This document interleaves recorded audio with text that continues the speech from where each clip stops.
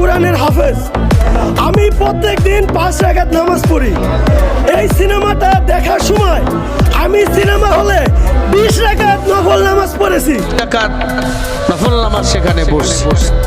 বেয়াদব বলে আমি আজকে সিনেমা হলে গিয়া সিনেমা দেখছি, সিনেমা ভালো লাগছে, এজন্য সিনেমা হলে 20 রাকাত নফল নামাজ পড়ছি। আর জোরে বলেন নাউজুবিল্লাহ। বাংলাদেশে একটা নতুন সিনেমা আসছে, এক পাগলের কাছ থেকে গিয়ে সাক্ষাৎকার নিছে, কেমন দেখলা? কয় আমি সিনেমা হলের ভিতরে বৈশা নফল নামাজ পড়ছি।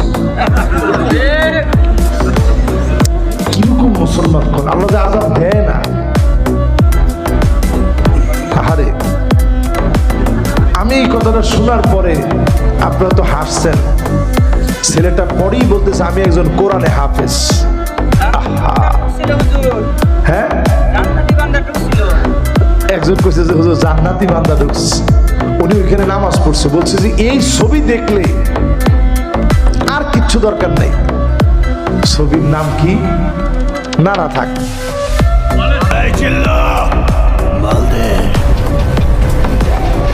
এদিকে সৃষ্টি করেছে এই যুবক। শুধু তাই নয়, একজন কোরআনের হাফেজ কতটা নেশা খেলে এমন কাজ করতে পারে তার জলজান্ত উদাহরণ এই সেই যুবক। আসলে আমি হচ্ছে একজন কোরআনের হাফেজ। আমি প্রত্যেকদিন 5 রাকাত নামাজ পড়ি। এই সিনেমাটা দেখার সময় আমি সিনেমা হলে 20 রাকাত নফল নামাজ পড়েছি। সিনেমা হলে কি নামাজ পড়ার জায়গা? আপনারাই বলেন। সিনেমা হলে মানুষ যান বিনোদন নিতে, আর সেখানে নফল ইবাদত করে বাংলাদেশের মাটিতে নতুনভাবে ইসলামকে ছোট করেছেন এই সিনেমা প্রেমী ভক্ত। বলেন, আপনারা জীবনের দিকে একটু ঘাইটা দেখেন, এদের জীবনে বরবাদ ছাড়া কিছু আছে? এদের জীবনে আছে কি? একটু মিলায় দেখেন।